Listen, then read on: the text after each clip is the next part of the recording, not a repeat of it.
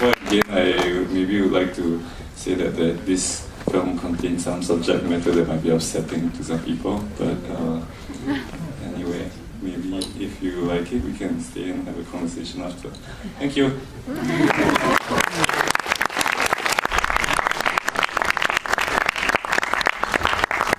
Good evening once again, everyone. Thank you for staying for the Q&A portion of the Demons. I would just like to quickly remind you, if you have a question, put up your hand and we'll get microphones to you.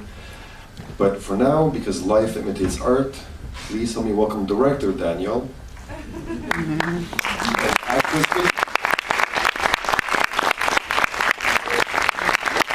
Daniel Hui.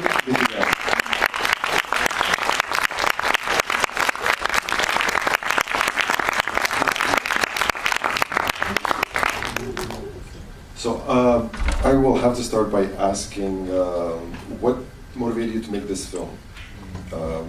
Clearly, I mean, it is a bit of a self-referential approach to cinema, probably to feature filmmaking, to your position as a director, controlling narration. You've been working in documentaries up until now.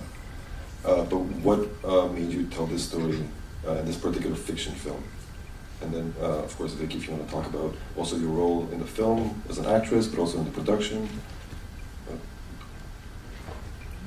Yeah, so actually, I think the genesis of this film was I wanted to make a film about madness.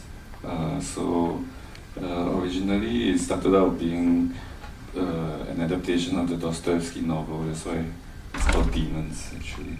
But then it kind of became more and more autobiographical because it became emerged with an idea that I wanted to do from when I started making films, like 12 years ago, which is this very autobiographical film of this really horrible trauma that I've suffered. So it all came together when I thought of Glenn, who is a friend of mine, who is a theatre director, and then I saw parallels between how directors have so much control over the bodies of their actors, and then also my conversations with Vicky, which we've known each other for a very long time. So this film is very personal for both of us, actually. So yeah.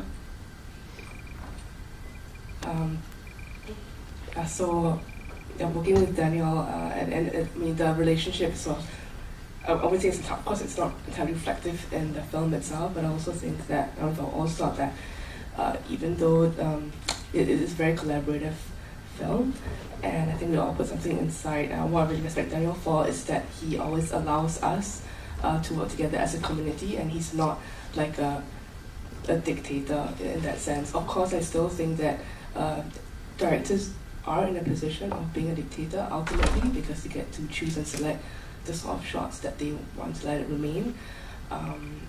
But he still gave us a lot of room to play with and improvise. There was a lot of improvisation. I also actually want to talk about the style of the film, because it's first of all, you chose, it was a clear choice to shoot it on film. Fantastic use of editing. Sometimes it's tongue-in-cheek, sometimes it's really, really brilliant in terms of forwarding the narrative.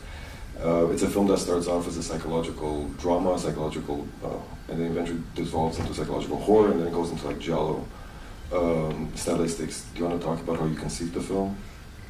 Yeah. I'm a big fan of horror movies, and I wanted to make a horror movie from the beginning. So, especially because it's so personal and it's about so much of my own anxiety and depression, that the only genre for that is really horror. That can really have the physical effect, and also horror is a very forgiving genre. Let's not forget. Horror there's all kinds of horror as long as you do a certain shot, you follow certain rules, you're horror, and you can do anything you like, and that's the most beautiful thing about horror, I think. Okay, so I will now ask if anybody has any questions in the audience. There's all the way at the back. Yes.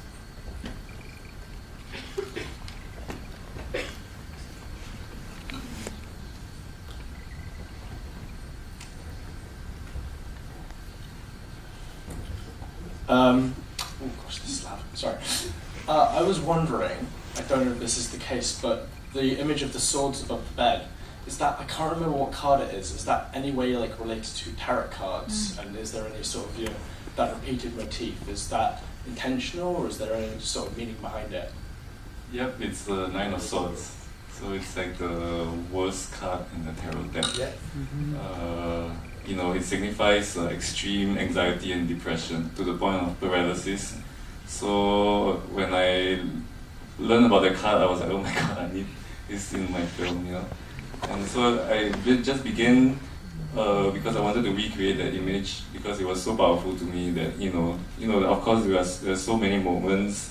I'm sure everyone, most people here have experienced it of like having this really panic attack or at night, you know, that wakes you up, that is so strong it wakes you up, that, or you know, from a very horrible nightmare, and you feel like there's the entire world weighing on you. So that card to me was just like the imagery of the card just explains so much, and then I think somewhere down the line while we were close to the shoot, or maybe even during the shoot, I realized that the way she should kill Daniel is to use one of the swords. So she actually uses her anxiety and depression as a weapon. So in a way, this anxiety and depression is my anxiety and depression is the film. Maybe, you know, and to exorcise some part of me. I actually want to ask also about the relevance of the painting by Bruegel, Dolgret, the woman who leads the army of women into hell. Yeah. Do you want to talk about I mean, I think it's quite difficult because she's like, you know, she's going to hell to take revenge, right?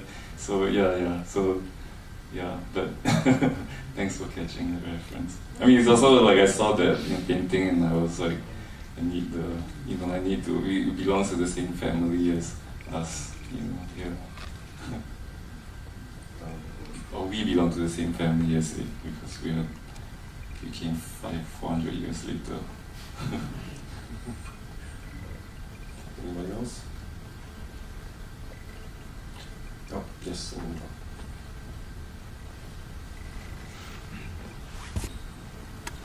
Hello, thank you very much. Oh, echo.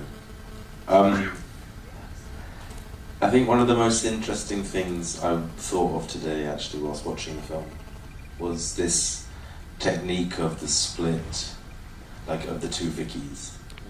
And this first part, it's like the first 45 minutes of the film, so the first half, basically. And then after that point, things changed. Because I'd kind of forgotten, and at 45 minutes, things changed. But this thing of, so how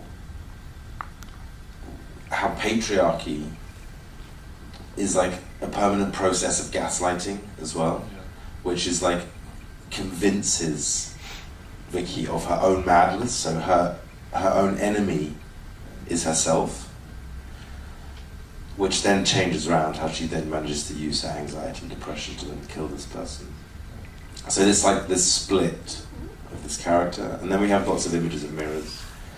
So then I was trying to think, and then there's this line where her brother says, Vicky says about her brother, he will never understand, he's just a man. So I wondered then, thinking about then this doubling up of Daniel and Daniel Hui and you, how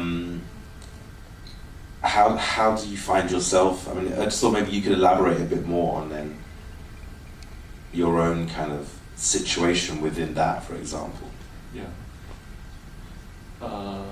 I mean, you know, I think if you've suffered something really horrible, like you said, I think your biggest enemy becomes yourself, you know, because you're always, you know, when I get stuck in this loop of like constant self-questioning, you know, at night especially, which is like, you know, it's my fault, I deserved everything that happened to me. So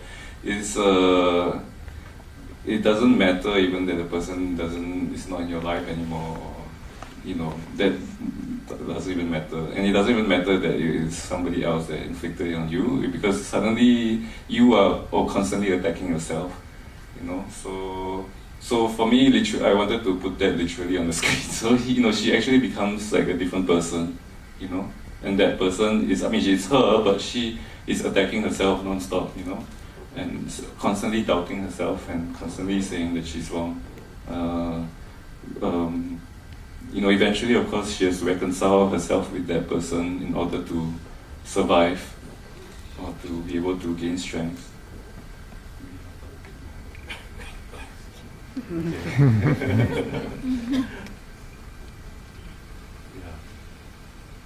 We'll go down here and then we'll go up there. Can you comment on the creative process of the sound design in your film? Okay. Hi. Okay. The sound design of the film. Yeah. So we were very lucky. We managed to work with Reid, who is an amazing artist. He's he does the sound for a lot of Southeast Asian films, including Apichatpong, who's the most famous. But he's an amazing sound artist. So we basically just we kind of didn't communicate very much in terms of ideas. We were just, because we are both very sound people, and we spent a lot of time on the sound. Like we spent 5 months on the sound, and we just we communicated by saying, oh, can we put some more bass here? Can we put some higher frequencies here? It sounds like ringing. It was very, very technical in a way. So yeah, I think what I didn't want to do was I didn't want to the sound to represent an idea, because the sound should be its own movement, So, but at the same time, the sound, of course, is very important because it has to guide the tone of the film, which goes from one extreme to the other in like 1 split second. So yeah.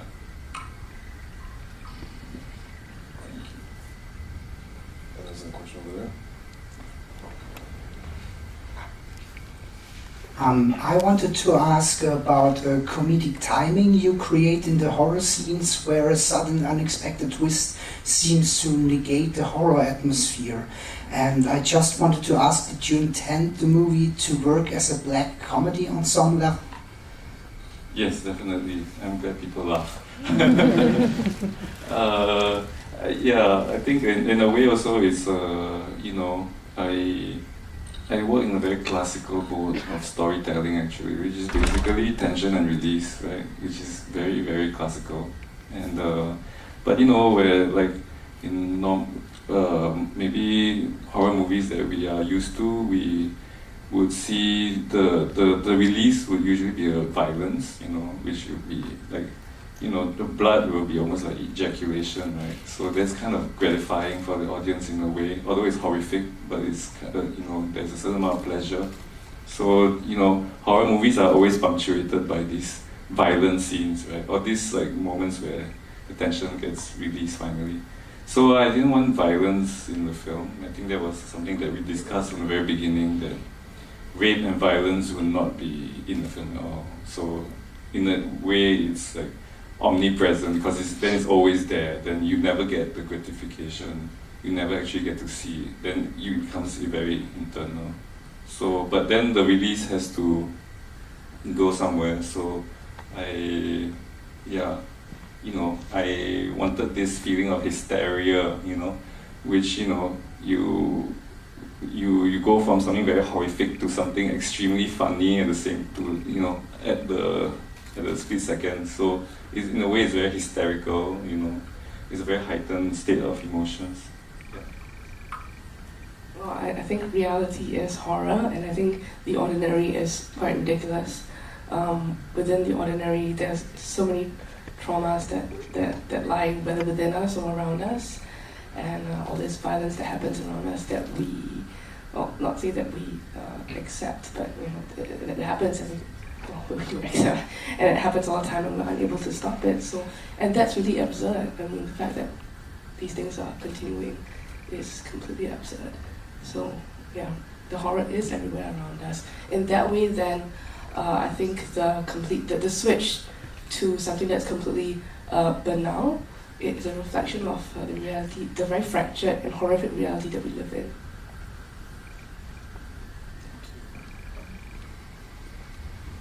Any other questions? Oh, and yes.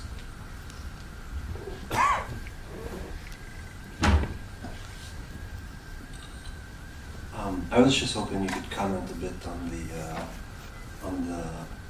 on how you conceive of the cannibalism aspect, because I can't say I didn't see that coming. That sort of took it to a further level, and you've talked about the anxiety and depression. I wonder how this eating other people and becoming a part of other people, how you conceive of this. Yeah, so I mean, narrative-wise, that he doesn't ever realize like what he's doing, what he did to Vicky was wrong, you know, because he lives in this very absurd society that not just forgives him but also encourages him to keep doing it, right? Which is the world of the film, which is not very different from the world that we live in. So I needed something like that might be seen as more extreme in maybe our society. But so yeah, I started when I was reading about the film. I got very interested in this idea of cannibalism as, you know, the eating of your enemy, and in a way, at least for a few days, you become your enemy. You speak from the point of view of your enemy, which is the kind of cannibalism that, if I'm not wrong, was practiced allegedly practiced, right, in the 17th century or before in some indigenous tribes in Brazil, and also actually in Asia. I started thinking about how when you are a victim of any kind of abuse, right, the abuser becomes inseparable from you yourself, you know. So like I was saying, you know, even when the abuser is not in your life anymore, you are constantly, you know, referring back to what he did to you, and in that sense, you can never separate him. You can never fully cut him off, or her off as like a limb, you know. But at the same time, the abuser himself or herself, is not fully free of the victim too, you know, because of the guilt that he or she might suffer. So I wanted to talk about this very almost intimate kind of relationship, you know, which is this: once you enter into a relationship like this, you are kind of inseparable and a bit, you know, destined for each other for life, you know, in a way. I believe maybe this might be a bit controversial to say, but, you know, when we were talking about this, that there is an amount of love between the two of them, Vicky and Daniel, in the film. In a very perverse way, it's a love story, you know. And in some ways, Vicky's character loves Daniel, and Daniel's character loves Vicky. They can't live without each other, you know.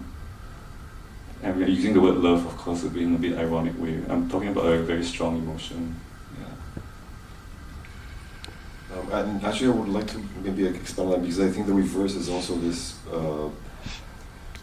a bit like a messianic complex that Daniel or a director might have towards either his or her actresses, but also towards his or her art. This idea that, you know, they're there to sacrifice themselves for her in order to spread a certain vision that would benefit society at large. Yeah. And towards the audience too. It's not okay. Yeah. Do you want to maybe talk about that, or if that also kind of played in the part of maybe psychologizing Daniel? Yeah, I mean the whole idea of an artist, at least the Western idea of an artist, is that we are bringing some sort of vision or truth, right? I mean that's the goal of art, right? In our Western tradition, which is quite perverse, right, in a way, because that immediately separates you from the people, right? And so there is always this, we are always thinking about why, about how the relationship between art and the people, this very false dichotomy. When, of course, in many cultures, such as in Eastern cultures and in indigenous cultures, art is quite inseparable from daily life, right? So, I mean, the fact that cinema is a very Western invention also, I'm here talking to you guys. It's very ironic that, but yeah.